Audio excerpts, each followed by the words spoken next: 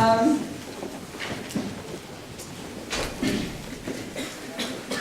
story starts a lot of years ago, and I just want you to know that I learned something at the Bundy Ranch.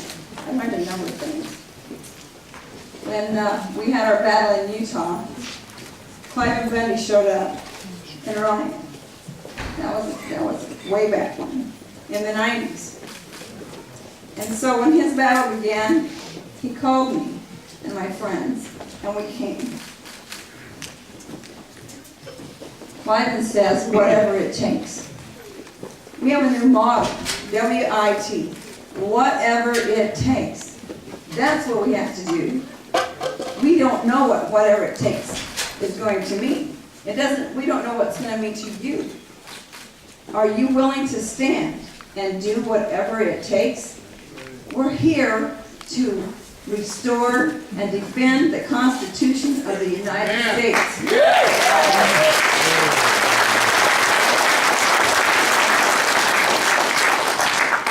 This Bundy family has shown you that we will do whatever it takes. They have given up so much. LaVoy Finicum was one of my friends. I knew his grandparents. I knew his parents. I knew his family, his aunts, his uncles. He was a cowboy, and we were from a small town. We're not anybody special, but we have honor. We have integrity. And that day before this happened, we got a phone call. And because of the things that occurred in the Bundy's ranch, I knew that if Ammon said we needed to help the Hammonds, that the Hammonds were good people, and we needed to be there. LaVoy was a great student of Clive Bundy, and he believed that we could restore the Constitution. And we had to learn it first. First, we had to be dedicated, and our hearts had to be right. We knew that.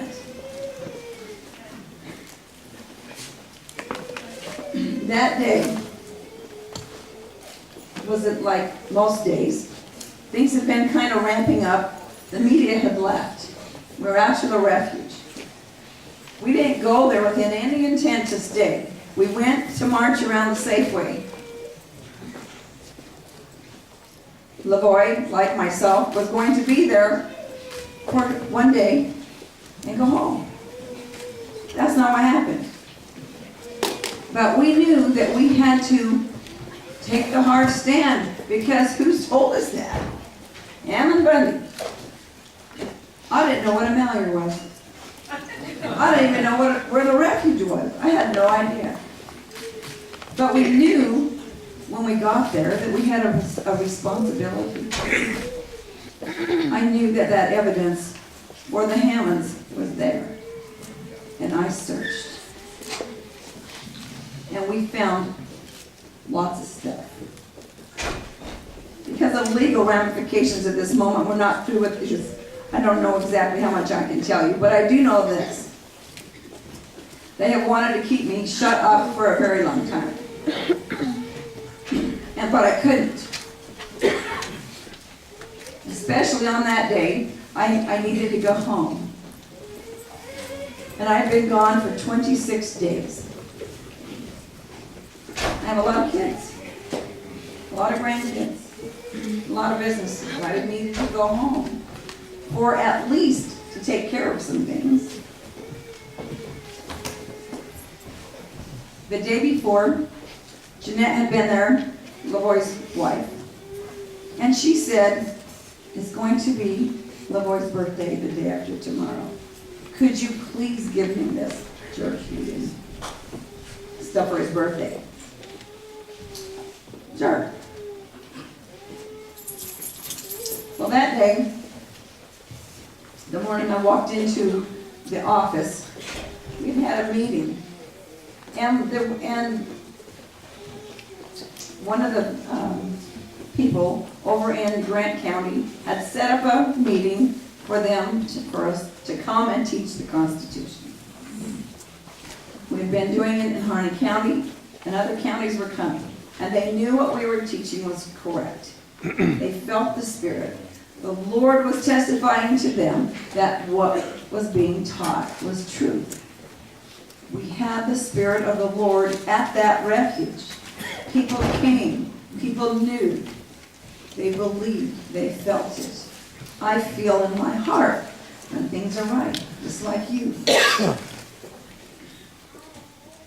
When we got into that, I was busy working on paperwork. When the time came for everybody to head for John Day, I wasn't supposed to go. I didn't have time to go. But at the very last minute,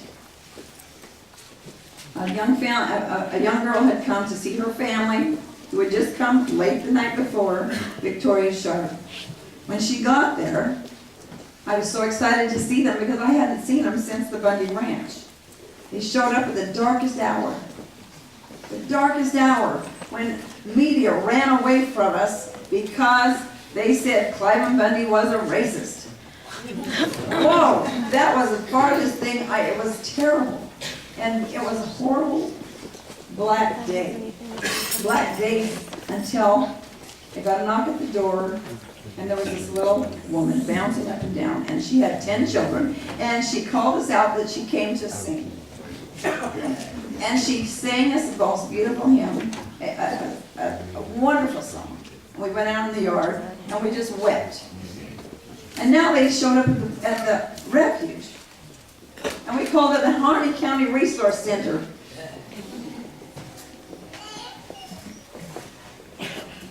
And this young woman had come to be with her family, and I wanted to listen to them sing. So they sang the night before. And they were going to go with them to the meeting in John Day. I was excited to hear them, but I had so much to do and I couldn't go. So as I came over with a pile of papers, I saw that they were trying to get out of the resource center. They were running behind. They had timed it that everybody was leaving in every 10 minutes for safety purposes, because we knew that things were kind of ramped up, because the media had now left, and that's not a good sign.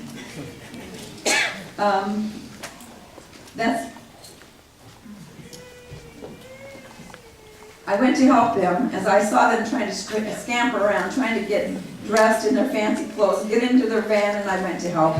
And I put down my stuff, and I went over there and helped them get into the van. Then it was time. Victoria wasn't there, and neither was the little boy. So we sent somebody down to the bunkhouse to get them to get in the van, because the mother was panicking. The little boy came, Stefan. But Victoria wasn't ready. She was in the shower. She's 18. You know, you gotta be beautiful. So she came. Within those 10 minutes, we were trying to get the next vehicle out. It was LaVoy's. I was helping Ryan pack cameras and things into the back of the truck.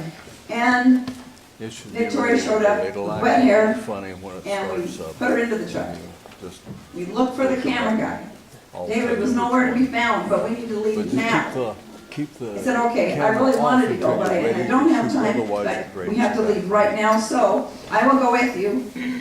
I put the stuff in my car, grabbed the notebook, grabbed my camera, and jumped in the truck. I'm texting all the way out of down the road for 30 miles. I'm texting, telling everybody why I ran away and left them.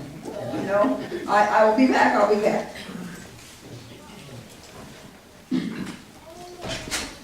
I was involved in listening to a conversation. Victoria was sleeping on Ryan's shoulder.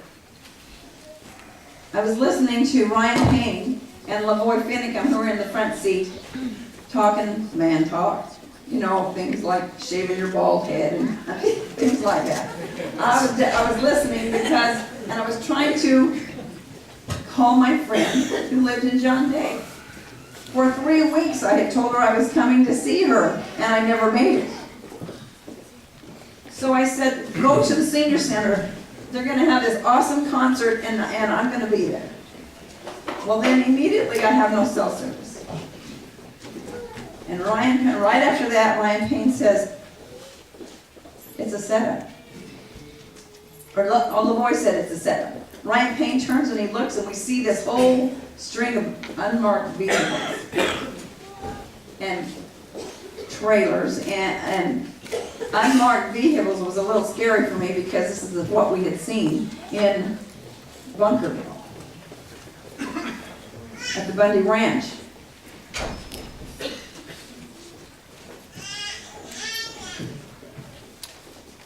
LaVoy said it's an ambush. No, Ryan said it was an ambush. And so we kept going down the road, but we watched those vehicles, they pulled around behind, and we had the Jeep close behind us. And LaVoy looks in the rearview mirror and he said, "Why are they slowing down?"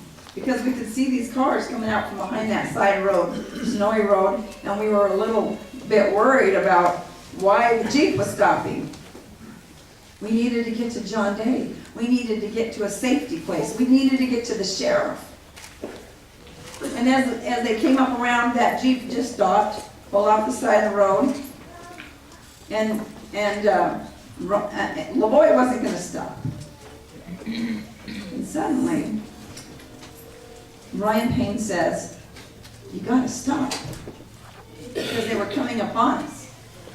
And really reluctantly, LaVoy stops in the middle of the road, and his leg is bouncing up and down on the brake. I can see it, and he's nervous. And he's saying, "No, we gotta go, we gotta go, we gotta go." As soon as we stopped that car, Ryan Payne rolls down the window and puts his hands out. Victoria's up by now. She's awake. We can see this red laser. Clean. And I hear the bullet hit. Ryan Payne recoils back into the truck. "Are you shot?" He said, "No." But immediately he starts arguing with LaVoy. LaVoy's going, "Well, I'm getting it. We're going to the sheriff. I'm going to the sheriff." Ryan does a very strange things when they're arguing back and forth because he thinks he knows that these guys can outrun us. It's an icy road. And he immediately goes into survival mode. He jumps out because he wants to protect us. He throws his hands into the air and he screams back at the people behind us and he says, "There's women in the vehicle." And they yell something to him and he says, they said, "Get out." Are you kidding? I look at Victoria and her eyes are like saucers and she says, "I'm not getting out, they're shooting at us." I said, "I'm not getting out either, and I'm not leaving her." So they take Ryan, and because they make him walk backwards, and anyway, and then I can't see him. Ryan Bundy says, "What do we do?" I said, "We get out our very best weapons." And I reach to the floor, and I pick up my camera. Do you know what happened at the Bundy Ranch? We had cameras. We had our very best weapons. Do you know a picture's worth 1,000 words? We learned that because that's what backed off the BLM when we were down in Nevada. We had all that evidence because we had everybody with cameras and voices, and we can speak. And I turned that camera on. And I made sure that that record button was on. And I held it up because I'm kind of short and I can't see. I'm holding up this camera. When I get to, Ryan turns on his cell phone. And then you'll hear me, and you probably, how many of you already seen my video? The whole world saw my video, right? You probably saw it before I ever saw it. I was in jail, right? When I got out of that truck, and I'm not going to go through the whole deal about the video, okay? But they fired on us before that camera was ever brought forward.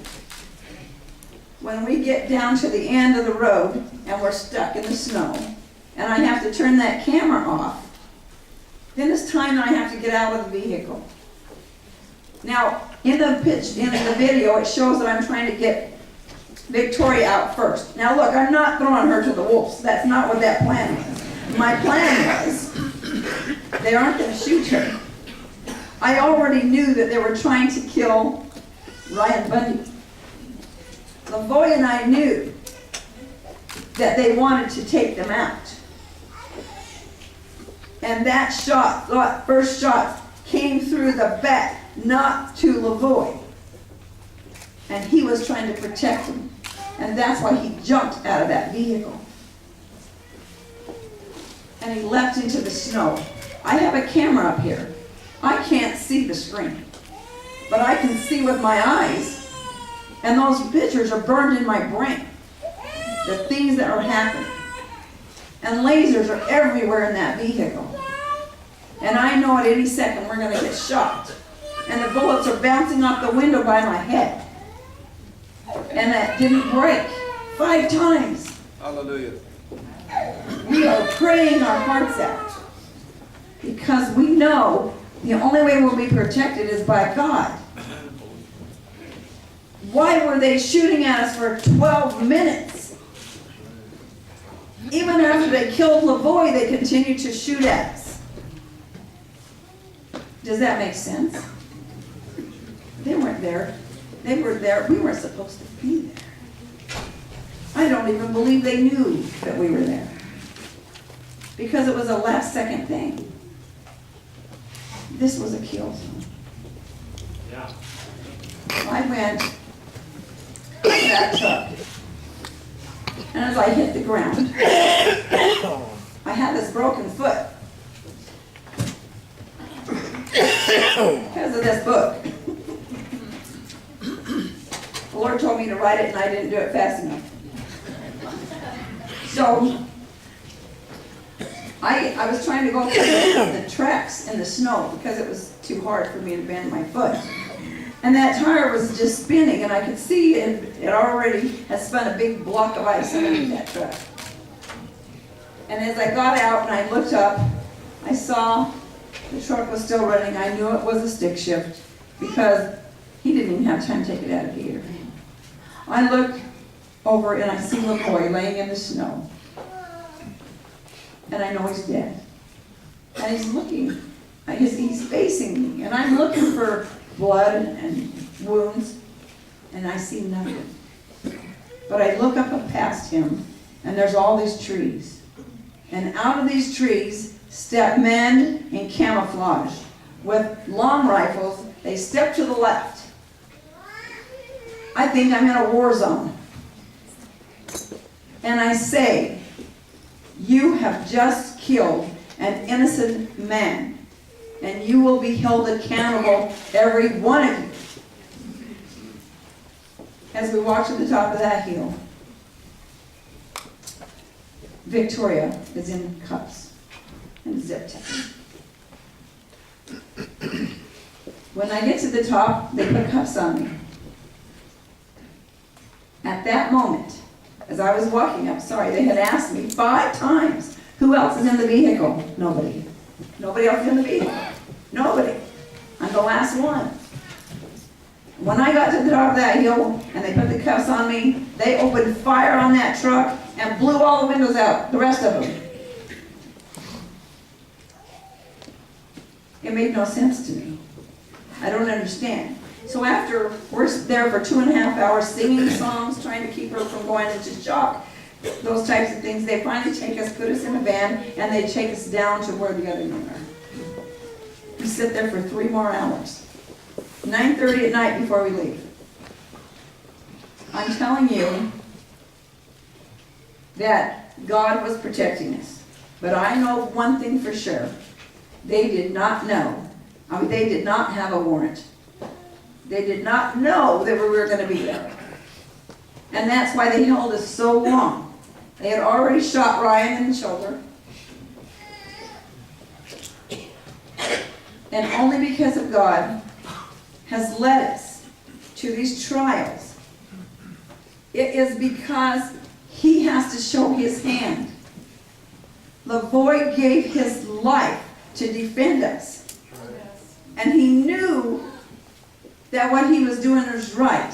He had made that conscious decision that he needed to stand and protect the Constitution, defend the Constitution, preach the Constitution, and protect these young men who had children. He said that. These are young men who have children. I have to defend them. We're older. Our children are grown. He is one of many heroes. We have a lot of heroes. And it's amazing to me that for 26 days he taught America. And the whole world listened to a cowboy who had learned a lesson from his hero, Clive and Beck.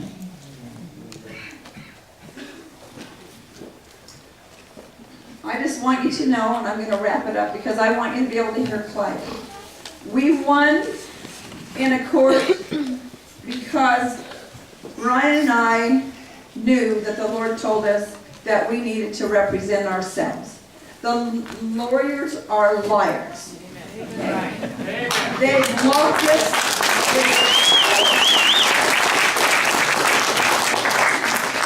They blocked us. They did everything to stop us.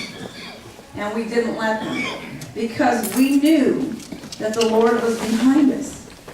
And they got so angry at me sometimes that I actually had my co-counsel scream at me in the courtroom and said, "You're going to screw this whole thing up." And I said, "Yes, I am."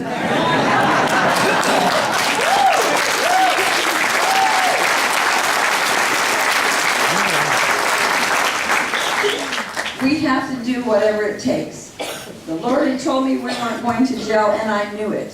So it didn't matter what I did. It did. We worked hard. We worked very hard. We had people like Roger Roots. We had people who dedicated their time and their energies and their talents who showed up. We had people that showed up with media. Look, we had people who were like Andrea. All these, and John Lamb, whose hearts were good. They came and they stepped forward, and they didn't get paid. They came because they knew they were supposed to be there. Are you listening to the Spirit to tell you what you're supposed to be doing? You have to stand up. That was the word. We have to stand. So together we stand. We do whatever it takes. So you do whatever it takes.